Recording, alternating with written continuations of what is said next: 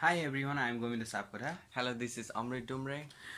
We are doing a maze game assignment in our software engineering analysis and design. We are modifying and logically extend the functionality of the maze game in our assignment. Especially we have used so many patterns in our assignment. I'm going to talk about some of the patterns we have used in our maze game assignment. The first one is command pattern. Simply, the command pattern is the behavior design pattern in which an object is used to encapsulate all information needed to perform an action or trigger an event at a later time. We have used like attack, buy, flee, get commands as a command pattern in our game. Whenever we type these commands, it will pass the value and takes command as a separate value. The command can be used again and again, like we can use attack and then again use the attack like at the current state so many times. And the next one is also the important one, which is state pattern. The state pattern is a behavior software design pattern that implements the state machine in an object oriented way. With the state pattern, a state machine is implemented by implementing each individual state as a derived class of the state pattern interface, and implementing state transitions by invoking methods defined by a pattern superclass. In the program, different state patterns used are combat state, and the other one is command state and commerce state, movement state. In each state, only certain command can be run. Like in movement state, we can use go, quit, move, and flee, look, list, drop, get, buy, equip, and unequip these commands. So other next commands and the development methodology will be talked by my friend Amrit. Thank you, Govinda. As he introduced about the different patterns that we have used in the programming, now I'm gonna introduce about the methodology that we have used. The methodology that we have used is boost methodology, which means that we can use both the extreme programming and the documentation part. In extreme programming, it involves two partners, which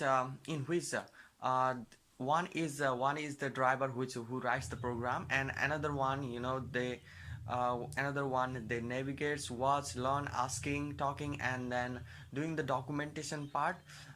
In theory, the driver focuses on the code at hand. The driver only writes the code actually, and he writes the syntax, semantics, and algorithm. And the partners, they are not fixed, and the partner can switch from time to time. So the navigators is the other person who can focus less on programming and focus more on handling the program, and he also helps in different technical tasks to be delivered to the next. And the time elapsed since all the tests were run, the time elapsed since the last repository commit, and the overall quality of the overall design. So this boost methodology, how does it helps? It helps in maintaining better design, fewer bugs, and much better spread of the knowledge across our development team, and therefore more functionality per unit time measured over long term. Hence, boost methodology is the best methodology we can use for students and as a programmer and the pair programmers. Thank you. This is our general sketch of our game maze game, and here we are running our code. It says Amrit and Govinda's wacky maze game, and it says welcome to Federation University ATMC campus. What do you name wanna choose by? So I have to choose my name. Let's put user. Yeah, and it says you find yourself looking at a place where you all students gather. So I want to look where am I, so I want to use look command. Yeah, it says I'm at receptions and my exits are west, south, and north, and items, because I'm new, I don't have any items, I don't have any gold piece or gold coins. So reception is a place where all the students gathers.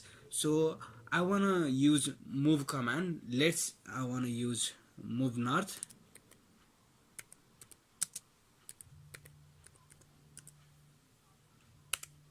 Yeah, so you find yourself looking at, so I'm at the software engineering lecture room, because I moved north from the reception to this, and only the exit remaining is the south, and still I hadn't buy any of the gold pieces, and it's a lecture theater.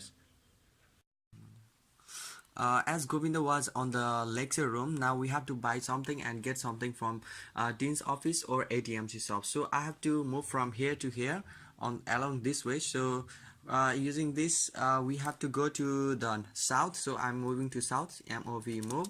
SOUT. So I'm in the reception now. I have to go to the west. So I'm moving west. MOVE west. So it has some of the items so that I can get, and it has also some of the gold pieces which I can get. So I'm gonna get this pen drive. So this is GET gate PENDRIVE. So now this pen drive is now added into your inventory. So I'm gonna shop other stuff in the ATMC shop which I might need for the attack. So I'm moving to ATMC shop using move waste command. So in here I can see all the items that I can purchase, like AK-47, railgun, carbine rifle, which are the weapons which can be used to kill the enemy dungeon master, or the name of the enemy that we have used is Dumbre Sapkota. So we're gonna buy these items, and then we can easily attack our enemy. Yes, so we already bought the item, so we're gonna test the command called attack command in the shop.